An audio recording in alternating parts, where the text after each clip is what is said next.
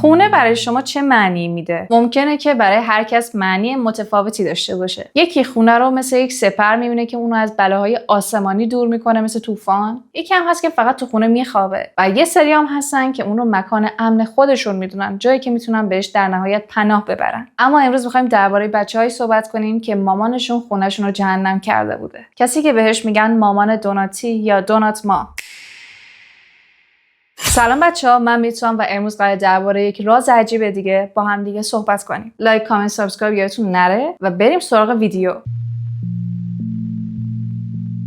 الکساندرا سابل یا همون الکس 2 آپریل سال 1997 توی پوتسنف ویرجینیا به دنیا اومد و سالهای بعدی زندگیشو توی ویرجینیا بیچ که فقط 30 دقیقه با محل تولدش فاصله داشت گذروند. اطلاعاتی که از الکساندرا داریم اکثرا توسط خودش گفته شدن، بنابراین نمیشه بهش کامل اطمینان کرد. اما طبق گفته‌های خودش الکس توی خانواده گرم و حمایتگری بزرگ شده بوده. کوچکترین بچه خانواده بوده و یک خواهر و برادر بزرگتر هم داشته. طبق چیزی که خودش گفته همیشه مورد آزار و اذیت توسط دیگران قرار می‌گرفته. واسه همینم سعی می‌کرده که بیشتر وقت و حواسش رو صرف نوشتن و خوندن داستان‌هاش بکنه. چیزی که ما می‌دونیم اینه که توی سایت آمازون الکس اسم خودش رو به عنوان یک نویسنده ثبت کرده. اما نمیشه از این مطمئن بود، نه حتی از اطلاعاتی که تو سایت اومده. اما به هر حال فردی با همین اسم، همین اطلاعات و همین تاریخ تولد یه فیکشن کوچیک نوشته در 30 ژانویه 2020. و جالب بدونید که داستانی که توش هست درباره یک دختر خیلی قویه که هیچکس جرئت نمیکنه که باهاش رو در رو بشه و باهاش مقابله کنه. از یه ور دیگه 3 تا دوست داره که تمام وقتشو باهاشون میگذرونه. دقیقاً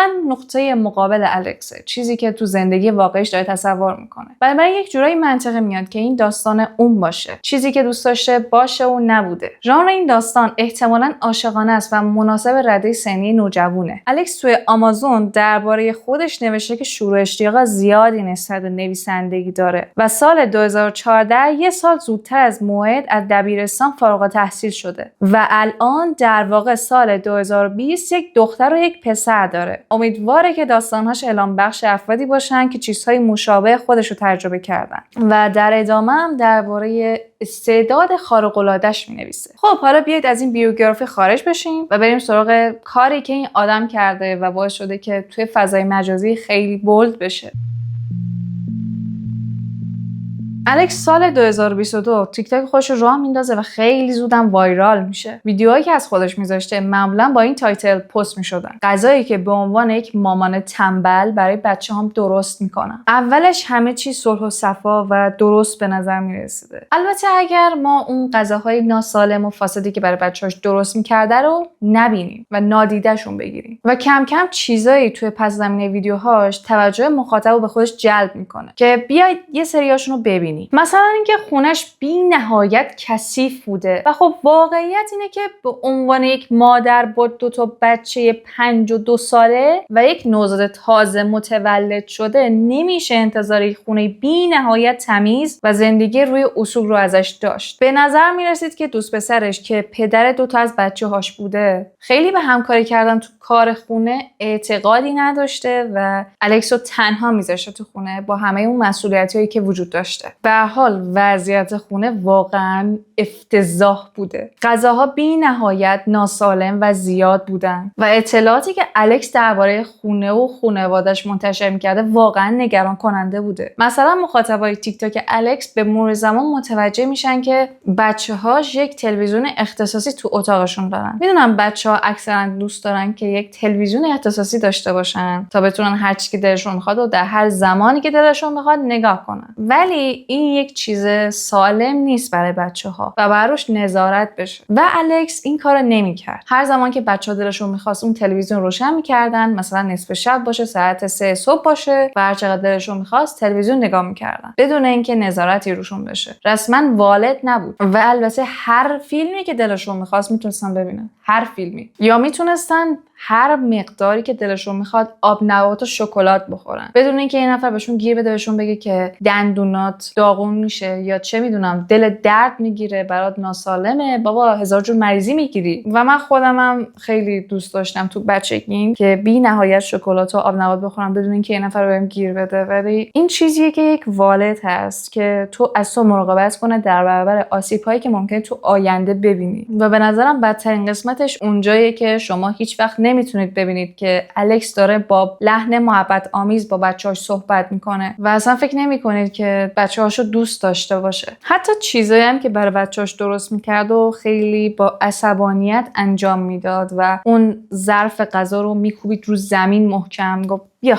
بخور. اینکه یک والد چه پدر چه مادر بعد یه مدت طولانی سر و کله زدن با بچه‌ها خسته بشن، حوصله نداشته باشن که اصلا بخوان صحبت بکنن، یک چیز طبیعیه. اما اگر به لحن الکس دقت کنیم، به نوع رفتارهاش و کارهایی که با بچه‌ها انجام میده، میتونیم بفهمیم که این والد اصلا بچه‌هاشو دوست نداره. ویدیویی که باعث شورش شایعات و مشکلات الکس شد سال 2023 منتشر شد، وقتی که الکس برای صبحونه دختر بچه 1 سالش 3 تا دونات پودر شده و یک بسته سس سیب آماده کرد. واسه همینم لقب مادر دوناتیو گرفته و اینترنت بلافاصله ترکید. همه داشتن نسبت به نوع رفتار الکس با بچه‌اش انتقاد می‌کردن، میگفتن این چه کاری که تو داری می‌کنی؟ ناسلامتی یک مادری. چون اولندش دونات‌ها مقدار زیادی قند تصفیه شده دارن که میتونه توی یک بچه 1 ساله باعث افزایش و افت ناگهانی قند خون بشه و به دندون‌هاش آسیب میزنه. به علاوه که دونات تقریباً هیچ پروتئین، فیبر، ویتامین یا مواد معدنی نداره و حتی میتونه به خاطر بافت نرم و چسبنده‌ای که داره برای بچه‌ش به اون کوچیکی خطر خفگی داشته باشه، حتی اگر پودر شده باشه. خیلی‌ها فکر میکنن که این کار الکس به هدف ریج بیته. حالا این یعنی چی؟ ببینید، ما وقتی میخوایم ویو بگیریم کارهای غیر منتظره انجام میدیم که شما بیاین کامنت بذارید و بعدش خب بوم وایرال میشه ویدیو. و این کاریه که به نظر میرسه الکس داره میکنه، یا شاید هم بعضیا فکر میکنن داره میکنه. این که بیاد به بچه‌اش غذای ناسالم بده یا رفتار نامناسب باشون داشته باشه تا مخاطب بیان واکنش بدن، کامنت بذارن و سرزنشش کنن تا شاید بتونه وایرال بشه. و بذارید بهتون بگم واقعا هم ویوی خیلی خیلی بالایی گرفته. مثلا یکی از ویدیوهاش 90 میلیون ویو داره، چیزی که من آرزوشو دارم. در واقع اکثر چیزایی که تو تیک تاک پست میکنه ویو میلیونی میگیرن و بیشتر از 800k دنبال کننده داره. اما شخصا فکر میکنم که هدف الکس این نیست که از طریق این کار ویو بگیره. حتی اگرم اینجور باشه، ما بارها تو ویدیوها میتونیم ببینیم که بچه‌ها دارن غذاهای ناسالمو میخورن و کاملا میتونیم یه خونه به هم ریخته آشفته رو ببینیم که بچه‌هاش غذاهای ناسالم میخورن، شاید زندگیشون خوب نیست و نمیتونه این چیزا فیک باشه و فقط برای ویو باشه. به هر حال از ویدیوهای دونات مام 2 سال میگذره و ما میرسیم به سال 2025. توی این مدت انتقادهای زیادی از طرف مردم به الکس میشه، ولی الکس اصلا توجهی نمیکنه و اصلا متوقف نمیشه. درست مثل جیسون. بچه‌ها اگر ویدیوی جیسون رو ندیدید، لینکش اینجا گذاشتم، توی برید نگاه کنید. اونم متوقف ناپذیر بوده. و بیایید راست باشیم، این مادر مدت زیادی داره این روند رو طی میکنه و دیده که داره نتیجه مثبت میگیره از این موضوع.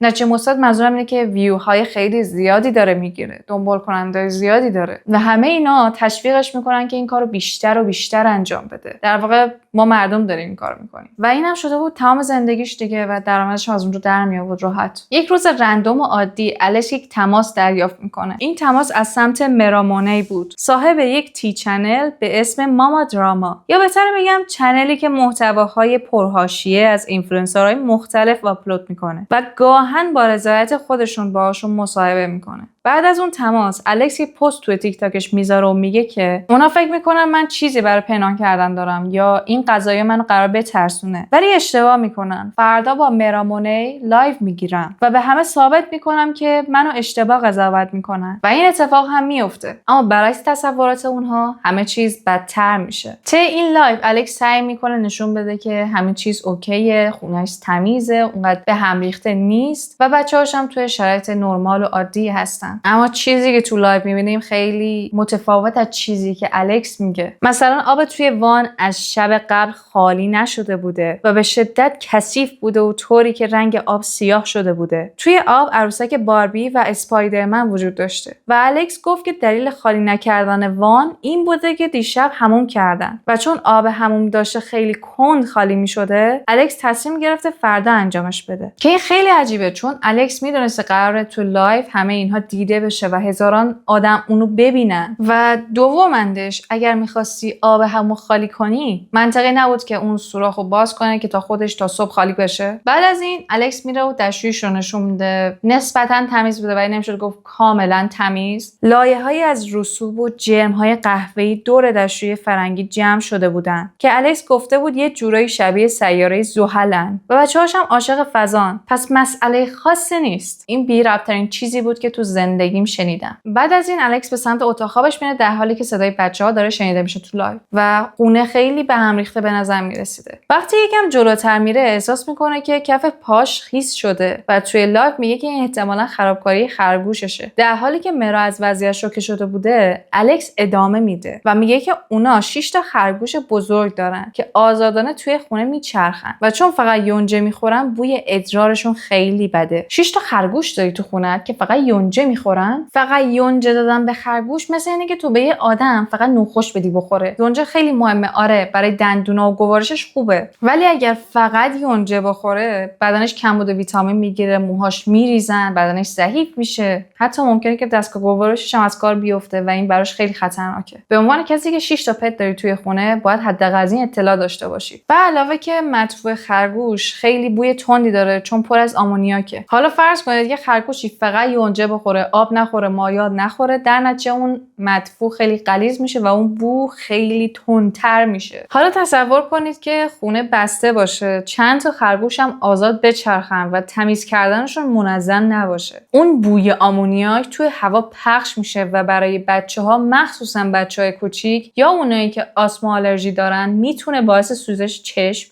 گلو، سرفه یا حتی حالت هوا بشه. از این مسئله که بگذریم یکم جلوتر توی لایو دختر بزرگتر از 6 ساله الکس داد میزنه و میگه که تو به هم سیلی زدی. مرا شوکه میشه و الکس به سرعت با عصبانیت به دخترش میگه که دروغ نگه. مرا ازش میپرسه که قضیه چیه و الکس خیلی کلافه شده بوده و میگه که صدای دختر 6 سالم بود، مشکل دروغگویی داره. تو مدرسه‌ام به خاطر دروغگویی زیاد تعلیق شده. من با اون و بقیه بچه‌هام به یک اندازه محبت میکنم، ولی تراپیست دخترم گفته که مشکلش اینه که انگار یه سوراخ توی ته لیوانش داره. یعنی هر چقدر هم بهش توجه کنی بازم لیوانش پر نمیشه. مرا در مورد تراپیست بیشتر ازش سوال میپرسه و میگه که آیا دخترت به تراپیستت هم دروغ گفته که تو میزنیش؟ و الکس در جواب میگه که تراپیست دخترم هر هفته میاد خونه ما و همیشه هم من موقع جلسات اونجا هستم. چون تراپیستش از روش بازی درمانی استفاده میکنه، اون بهم میگه که اگر من واقعا مادر بد یا آزاردهنده‌ای بودم تا الان خودش متوجه میشد، چون هر هفته منو بچه‌هامو میبینه. حتی بهش گفتم مردم توی تیک تاک فکر میکنم من یه مادر بد و آزارگرم، ولی اون گفت که از اونجایی که یک ریپورتر مندیتد هست و اگر کودک آزاری ببینه باید گزارش بده، اگر همچین چیزی میدید حتما گزارشش رو میداد، ولی هیچ وقت چیزی گزارش نکرده، پس یعنی مشکلی ندیده. مرا در جواب چیز خاصی نمیگه، ولی از قیافش معلوم بوده که کاملا شوکه شده، چون همه میدونن که تو آمریکا تراپیستا واقعا موظفن هر مورد مشکوک به آزار یا بی‌توجهی به کودک رو گزارش بدن. ولی این که کودک آزاری اتفاق نیفته به این معنی نیست که وضعیت خونه لزوما خوبه. مرا در ادامه ازش میپرسه که حالا واقعا بچه‌هاش رو میزنه و الکس میگه که نه، من هیچ وقت به صورتشون سیلی نمیزنم، که تاکیدش هم رو کلمه صورته. خیلی جالبه مگه نه؟ چون میتونست خیلی راحت بگه که نه من بچه‌هام اصلا نمیزنم، ولی گفت که نه من صورتشون رو نمیزنم. بعدش هم دخترش واکنش نشون میده به حرفای الکس و میگه که نه تو داری دروغ میگی، تو منو میزدی. الکس هم میگه که متوجهی داری چی میگی؟ میدونی که دروغی که میگی چه عواقبی میتونه برای من داشته باشه؟ دخترش چند دقیقه مکث میکنه، بعدش میگه که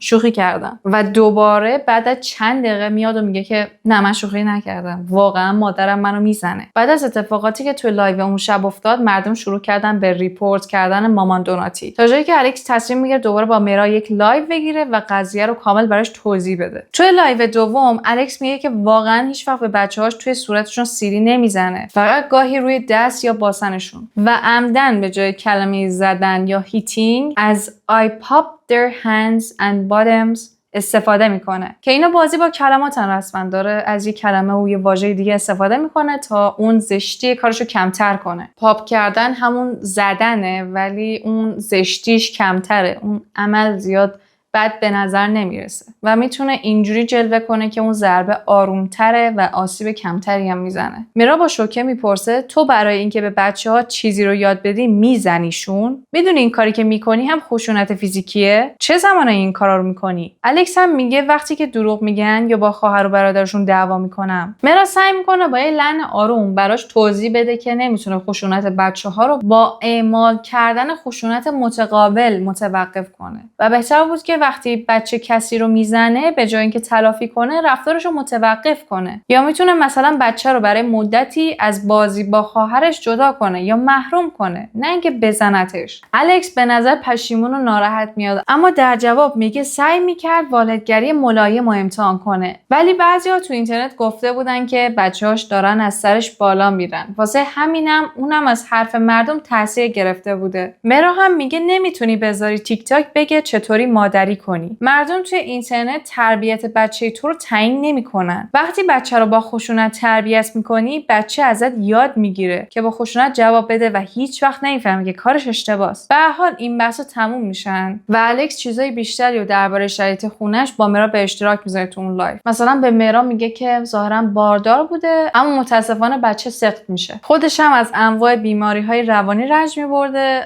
و پیش تراپیست هم میره اما تأثیری براش نداشته. میرا هم بهش میگه که وقتی وضعیتت به گفته خودت اینقدر وخیمه باید پیش روانپزشک هم بری و دارو مصرف کنی. تراپی خوبه ولی نمیتونه برات کافی باشه. و اینجا الکس بیشتر سعی میکنه میرا رو شوکه کنه. این مادر پر از سورپرایزه. میگه که وقتی خودش و دوست پسرش قصد داشتن از هم جدا بشن هر کدومشون میخواستن حضانت بچه‌ها دست خودشون باشه. برای همین دوست پسرش میره پیش CPS یا همون اداره حمایت از کودکان و بهشون میگه که الکس بچه‌ها رو از لحاظ جنسی آزار میداده و برای اینکه حرفش رو اثبات کنه بهشون گفته که دخترشون با انگشتش یه چیزایی نشون داده و گفته مامانم با هم این کارو کرده. و در حالی که میرا داشته گوش میداده تو شوک بوده و نمی‌تونه هیچ چی بگه، الکس ادامه میده. خود CPS بچه رو برای معاینه برد و تشخیص دادن که آزاری ندیده. من اول فکر کردم شاید دوست پسرم کاری با بچه‌ها کرده باشه، چون وقتی کسی به یکی اتهام دروغ میزنه معمولا خودش کسیه که اون کارو کرده.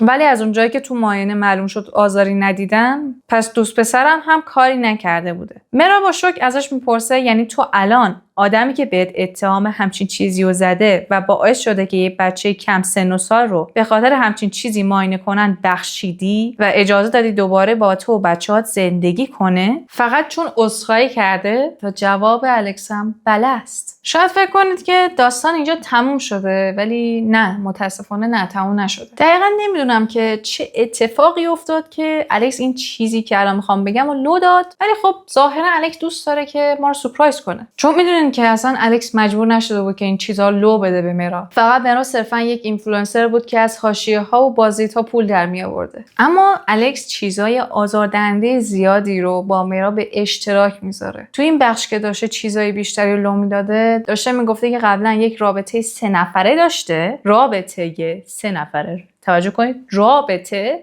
3 نفره و متشکل از 2 زن و 1 مرد بوده. انشالله که خیره. و یک روز که داشتن این 3 نفر با هم دیگه کیف دنیا رو میکردن، بچه‌ها تو همون خونه بودن. متوجه میشن که دوست پسر فعلی الکس که اون موقع رابطه عاطفی با هیچ کدومشون نداشته پشت در بوده و داشته با شنیدن صدای اون 3 نفر کارهای شنیع انجام میداده. و دوباره یادآوری میکنم بچه‌ها طبقه بالا تو همون خونه خوابیده بودن. حالا چطوری متوجه این شدن که دوست پسر الکس داشته چیکار میکرده اون پشت؟ اکس الکس که داشته قدم زنان با شادی میرفته، یهویی پاش روی یک مایع لزج سفید رنگی فرو میره. طبق آپدیتی که مرا بعدن داده، گویا سازمان حمایت از کودکان لایوش رو دیدن و دوباره سراغ الکس رفتن، اما به هر دلیلی تصمیم گرفتن که بچه‌ها میتونن پیش الکس بمونن و حضانتشون رو از الکس نگرفتن. و ما نمیدونیم که دقیقاً چه اتفاقی تو خونه الکس افتاده و چه چیزی نیافتاده. نمیدونیم که چقدر مادر بدیه یا تا چه حدی به فکر سلامت روان و فیزیک بچه‌هاش هست. اما میدونیم هنوز هم داره به فعالیت و کسب درآمدش از تیک تاک ادامه میده و قطعاً یه سری مشکلات جدی روحی داره که امیدوارم صدمه جدی به بچه‌هاش وارد نکنه. نظر شما چیه؟ به نظرتون مادر دوناتی یک مادر بده یا صرفاً یه مادر آسیب دیده است از فضای مجازی؟ تو کامنت برام بنویسید.